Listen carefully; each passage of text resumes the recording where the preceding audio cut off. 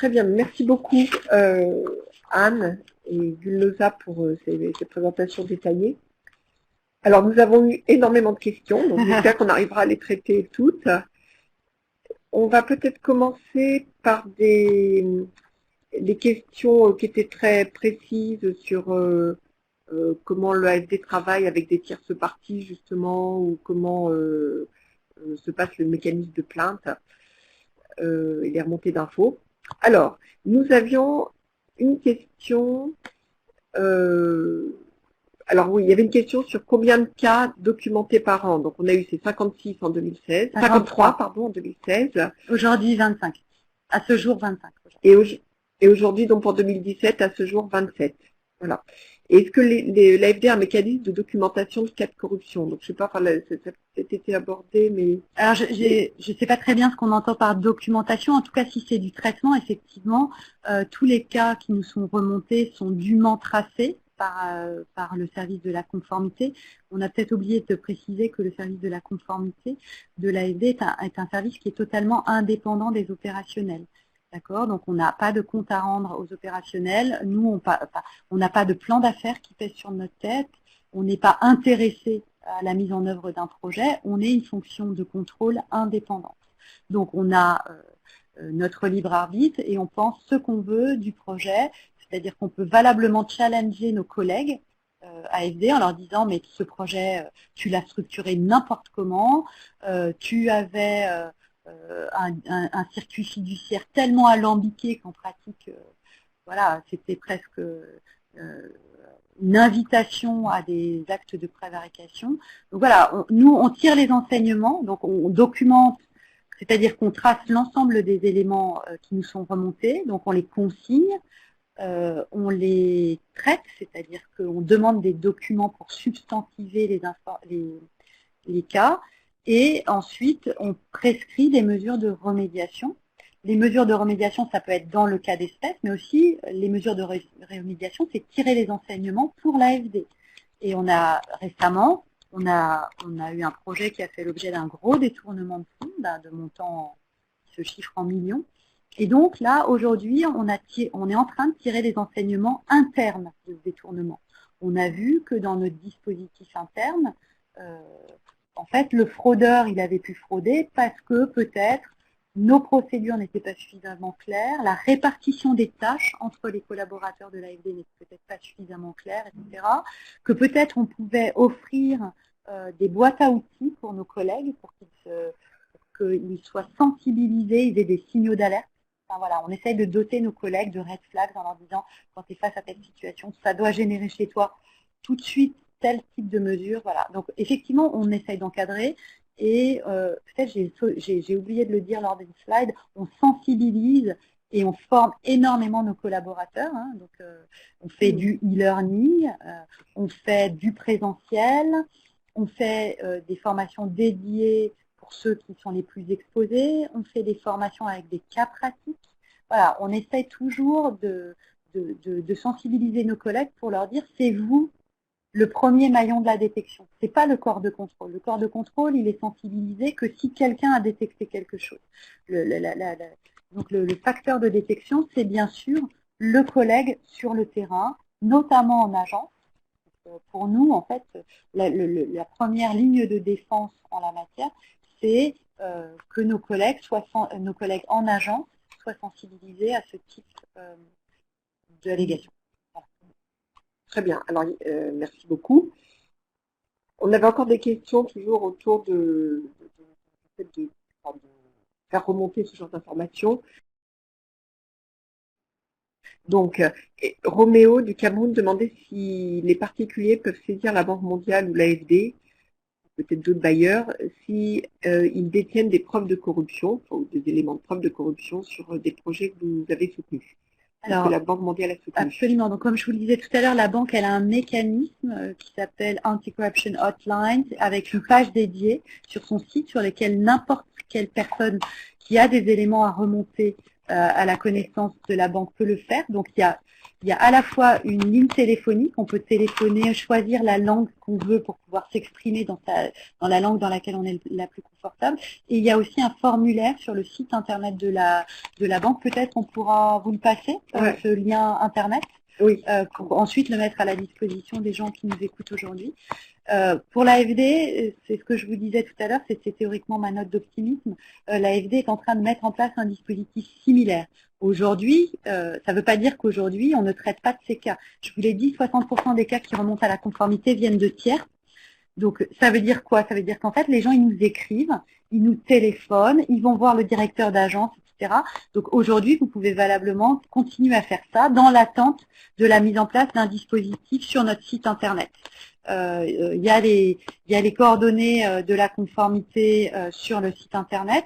Donc voilà, et puis dans chacun des pays d'intervention de l'AFD, vous avez une agence de l'AFD. Donc si vous avez des choses à dire sur le mauvais usage d'un financement AFD dont vous êtes témoin, n'hésitez pas à remonter ces informations au directeur d'agence avec copie la conformité. Voilà. C'est très important pour nous. Franchement, comme nous ici on est à Paris, donc en tant que contrôleur, on n'a pas la vision des projets qu'on finance, on se repose sur nos agences. Ça aussi, c'est une ligne de défense. Nous, on a des agences sur place et nos collègues, ils vont voir, ils vont s'assurer de la bonne réalisation des infrastructures qu'on finance. Mais si d'aventure, vous aviez accès à des éléments probants, n'hésitez pas à revenir vers l'AFD et ses démembrements dans les pays dans lesquels on intervient. C'est très important. Très bien. Alors, merci beaucoup donc, à tous nos participants. Donc, n'hésitez pas à utiliser donc, ce moyen de faire remonter des éléments de preuve de corruption. Absolument. Sur les projets que finance l'AFD, nous on n'est pas chargé de... Enfin, voilà, pas le gendarme mondial de la corruption. Non, malheureusement, enfin pas malheureusement, parce que je pense que c'est un travail bien dur. Ouais.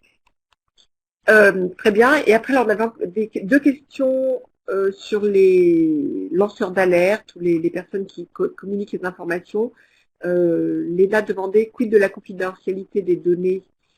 Alors d'ailleurs, dans les systèmes de remontée d'informations et d'alerte, alors confidentialité des données et peut-être des noms des données personnelles, absolument. Voilà. Et Steve Jortin, donc est-ce que les bailleurs de fonds offrent une protection aux lanceurs d'alerte en cas de fraude et de corruption avérée par ces lanceurs? Voilà. Alors, en ce qui concerne la Banque mondiale, la réponse est oui. En ce qui concerne l'AFD, c'est l'objet de l'analyse qu'on est en train de mener aujourd'hui. Effectivement, celui qui lance l'alerte, il donne en général ses données personnelles, puisque en dehors de la Banque mondiale où le dispositif peut être anonyme, c'est-à-dire que la Banque mondiale, elle accepte des dénonciations anonymes, en général, les bailleurs bilatéraux, ils souhaitent que les personnes s'identifient. Aujourd'hui, on est en train de travailler sur cette question de l'anonymisation ou non des alertes qui nous sont remontées par des tiers. Mais comme je vous le disais tout à l'heure, on a un petit problème avec la loi informatique et liberté française, pardon, pas avec la loi, avec la Commission nationale informatique et liberté, parce que cette Commission nationale informatique et liberté, elle n'aime pas véritablement les alertes anonymes, puisqu'en fait, effectivement, quand vous dénoncez les turpitudes de quelqu'un, voilà, c'est susceptible d'avoir des conséquences extrêmement importantes pour ce quelqu'un. Donc on essaie, nous, de solutionner ce problème. On ne bénéficie pas, comme la Banque mondiale, du statut d'une organisation internationale, on n'est pas supranational. On ne bénéficie pas, nous, d'immunité de juridiction et d'exécution. Donc voilà, on n'a pas tout à fait le même statut que la banque et on est contraint par la réglementation française. Donc c'est pour ça qu'on étudie la faisabilité de mise en place de dispositifs, précisément parce qu'on est sensible à la question qui vient d'être posée, à savoir il est absolument fondamental qu'il n'arrive rien aux lanceurs d'alerte. D'accord. Après, le droit français encadre, enfin propose des mesures de protection du lanceur d'alerte qui ont encore été renforcées par la loi Sapin 2. Le sujet qu'on a, c'est qu'on ne sait pas comment on va pouvoir faire bénéficier des ressortissants étrangers qui se situent à l'étranger de ces protections renforcées qui ont été offertes par le droit français dernièrement avec l'adoption en décembre dernier d'une loi très forte de la France en matière de lutte contre la corruption. Donc c'est un vrai sujet que vous évoquez et qu'on essaye de régler dans l'intérêt des lanceurs d'alerte des pays tiers qui nous solliciteraient. D'accord, très bien, alors merci beaucoup. On reviendra peut-être aux dernières questions posées par Steph Jortin plus tard pour aussi prendre les autres questions qui avaient été posées avant. Oui, il y avait une question sur la fraude au personnel, je voudrais y répondre parce que c'est important. Alors, allez-y. Parce que comment l'AFD gère-t-elle la fraude qui serait orchestrée par son personnel ou la corruption qui serait orchestrée par son personnel? Oui, c'est aussi un sujet d'attention pour la conformité. On l'a pas évoqué, enfin en tout cas je l'ai pas précisé peut-être suffisamment, mais la corruption ou la fraude, ce n'est pas nécessairement le fait de tiers, ça peut être aussi le fait collaborateur. On a déjà eu plusieurs cas de fraude, on a même eu des cas de responsables, enfin, de personnes qui étaient en situation hiérarchique assez importante, dont on a été convaincu qu'ils avaient eu des pratiques frauduleuses. On a des collègues dont on est convaincu qu'ils ont réclamé des pots de vin ou des choses comme ça. Donc qu'est-ce qui se passe dans ces cas-là? Bien sûr, l'entreprise met en place les sanctions disciplinaires qui vont bien. Ces sanctions, ça peut aussi la conduire à porter plainte contre un collaborateur pour un comportement délictueux. Voilà. Donc on est parfaitement conscient que les collaborateurs de l'AFD peuvent aussi s'adonner à ce type de pratiques délictueuses. Pourquoi? Parce que l'AFD, comme toute entreprise, c'est une micro-société. On n'est pas, quand on travaille à l'AFD, on n'est pas plus vertueux que les autres. Et donc, il peut y avoir des pratiques frauduleuses. Ça va du vol de papier toilette. C'est un cas réel. Hein, puisque ici, je peux vous dire qu'à Paris, il y a quelqu'un qui vole les papiers toilettes dans les toilettes de l'AFD. Donc, vous voyez, ça va du vol de papier toilette au vol d'ordinateur ou bien à l'usage de ta carte, enfin, ou de ses fonctions pour s'enrichir personnellement auprès de tiers. Ça, on a vu ça en agence. On se prévaut de son statut de l'AFD pour obtenir, enfin, ou pour jouer les intermédiaires, faire plutôt du trafic d'influence. Voilà. Donc effectivement, on rencontre ces cas-là et on les traite, et l'entreprise, elle est intransigeante, bien sûr, avec l'intégrité de ses collaborateurs. Très bien. Alors, peut-être, alors la dernière question quand même de Steve Jortin, enfin, qui était toujours sur les collaborateurs. D'accord. Je pense donner au moins la première partie de la réponse. Est-ce qu'un membre du personnel d'un projet AFD peut directement saisir l'AFD sans passer par son gouvernement, par le gouvernement du pays? Est-ce qu'un collaborateur de l'AFD doit directement saisir l'AFD en cas de suspicion? Oui. Oui, c'est une obligation. Ouais, c'est dans le contrat de travail, du code d'éthique. Ouais. Exactement. Et quelle protection est offerte au personnel dénonciateur? Alors, s'il s'agit du personnel AFD, il bénéficie de la loi française qui a renforcé la protection des lanceurs d'alerte. Notre sujet aujourd'hui, c'est pour nos personnels cadres locaux, en fait, puisqu'ils n'ont pas le même statut soumis au droit français en matière de contrat de travail. Donc là aussi, c'est l'autre volet de notre étude sur la protection du lanceur d'alerte. Donc protéger les lanceurs d'alerte extérieurs à l'AFD et protéger dans les mêmes termes, si possible, les lanceurs d'alerte soumis au ce qu'on appelle le cadre local, donc qui sont recrutés localement et qui sont soumis aux droits du pays dans lequel ils résident, pour leur offrir le même niveau de protection que celui d'un collaborateur soumis à ce qu'on appelle le cadre général, c'est-à-dire offert par le droit français, donc le Code du travail tel que renforcé par la loi Sapin. C'est effectivement un gros enjeu sur lequel travaillent les juristes de la conformité, parce qu'en fait, on sait très bien que dans un certain nombre de cas, en fait, seuls les utilisateurs, les usagers, ou bien les gens qui sont à l'intérieur d'une entreprise, peuvent avoir accès à des éléments d'information. Et que nous, les missions qu'on fait tous les 6 mois sur place, ne permettront pas d'avoir accès à ces informations. Ok. Alors, ce que je propose, c'est qu'on va revenir aux questions des autres intervenants et parce que en fait, on les a depuis longtemps.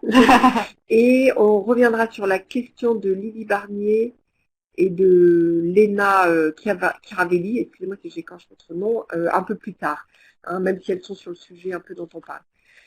Alors, sur les autres questions, je vais revenir. Il y avait une question de Juliette Laplane, mais avant, je voulais revenir aux questions posées en fait par Ibrahima Ndiaye.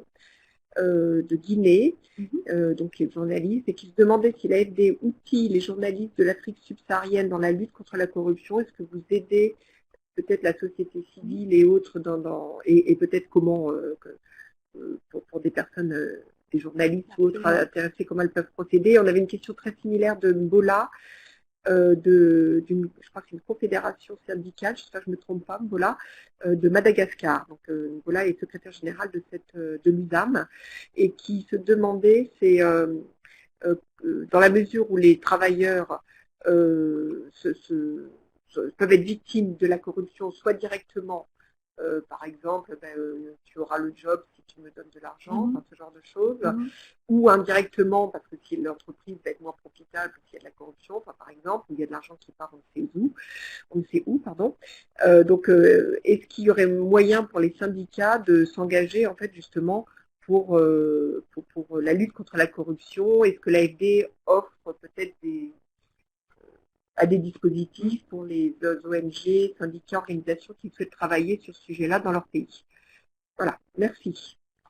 En fait, il y a certains projets qui nécessitent, nous effectivement, quand le projet est en instruction, si on détecte des éléments de faiblesse au sein, côté gouvernance, au sein de la contrepartie, au sein du bénéficiaire des fonds, on peut proposer une assistance technique en vue du renforcement des aspects gouvernance au sein du bénéficiaire des fonds.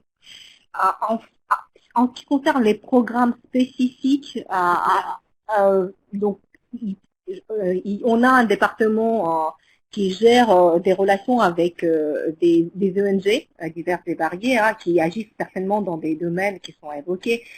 Mais je crains que je ne peux pas aujourd'hui vous affirmer qu'on a déjà eu on a eu des programmes de financement. Si je peux juste compléter ce que vient de dire Gunosa, en fait, on vient de récupérer du ministère des Affaires étrangères français l'année dernière le volet dit gouvernance, c'est-à-dire que désormais, effectivement, avant c'était pas dans notre mandat d'intervention, c'était l'État français qui finançait le renforcement des capacités en matière de cadre normatif, de finances publiques, de lutte contre la corruption, etc. Désormais, c'est l'AFD.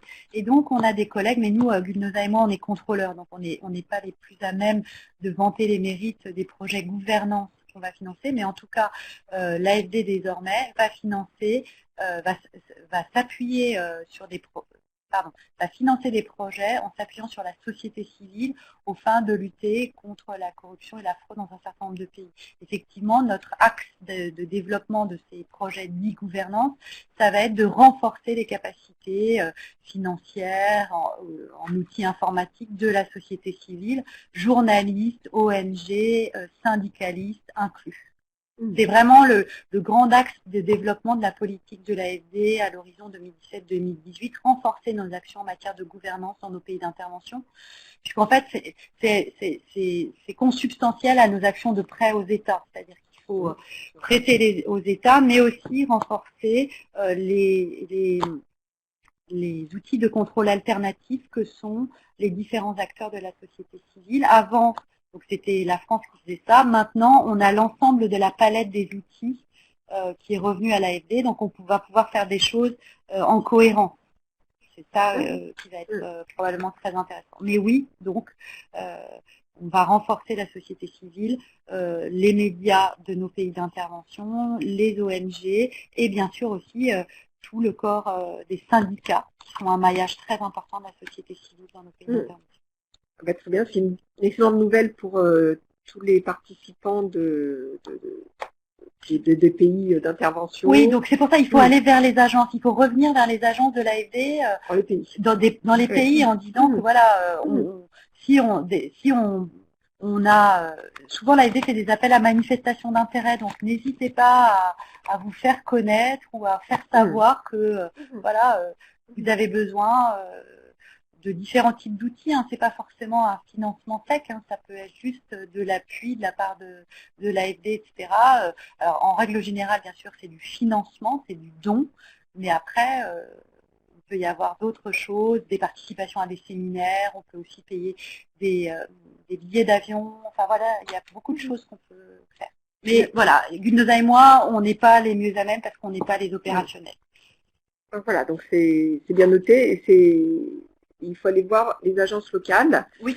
Et Bola, alors je vais poser au moins 2 ou 3 questions en même temps, mais Bola demandait aussi si, dans la mesure où parfois ça peut aller à l'encontre des gouvernants, enfin des personnes de gouvernement, donc on peut s'adresser directement à l'agence sans passer par le gouvernement. Voilà, ce qui pourrait peut-être diminuer la capacité d'intervention de la société civile, s'il fallait passer par l'État. Alors, ouais, très bien. Donc alors après, donc on a répondu à ces 2 questions. On avait une question de Juliette. Voilà, qui demandait comment en pratique contrôlez-vous qu'un fonds dans lequel vous avez des prises de participation n'applique pas des pratiques éthiques ou applique des pratiques douteuses, car il n'est pas toujours facile d'identifier tous les maillons de la chaîne. Donc comment est-ce que vous allez en cascade, est-ce que vous vérifiez les financements des fonds dans lesquels vous participez? Il y a des obligations d'audit annuel, effectivement, on ne les finance pas directement. Dans le contrat qui nous lie, enfin dans le pacte d'actionnaires qu'on signe ou le pacte de souscription qu'on signe pour entrer dans le fonds, il y a des exigences en matière de redevabilité fiduciaire du fonds. Après, comme je vous l'ai dit tout à l'heure, on a vu des fonds d'investissement trafiquer en fait les comptes des sociétés du portefeuille. Donc, ils nous remontent des éléments d'information, mais en fait, comme ils ont trafiqué les comptes, on n'a pas toujours les moyens de savoir. Peut-être, Gulnoza, tu pourrais dire comment on l'a détecté. On l'a détecté parce que ce cas-là. Oui, parce qu'en fait, les 2 dernières années, on n'avait plus du tout de rapport annuel. Et en demandant, en sollicitant les rapports annuels, on s'est rendu compte que les rapports précédents, il y avait 2 versions différentes, celle qui nous a été fournie et celle qui était à disposition. Voilà. Donc, à disposition auprès du greffe des tribunaux. Quoi. Exactement. Donc c'est comme ça, en l'absence des 2 derniers rapports qu'on a été chercher les informations, c'est comme ça qu'on a découvert, on a découvert l'existence de double reporting sur les comptes annuels et sur le trafic des chiffres annuels, effectivement, et des rapports. D'accord, très bien. Alors après, il y a une question, je sais, on a peut-être posé, alors j'en posais même les 4 dernières qu'on a un peu spécifiques, après on a des questions plus générales qu'on posera peut-être pour la conclusion. Alors, il y avait Léna et Steve qui s'inquiétaient sur le fait de ne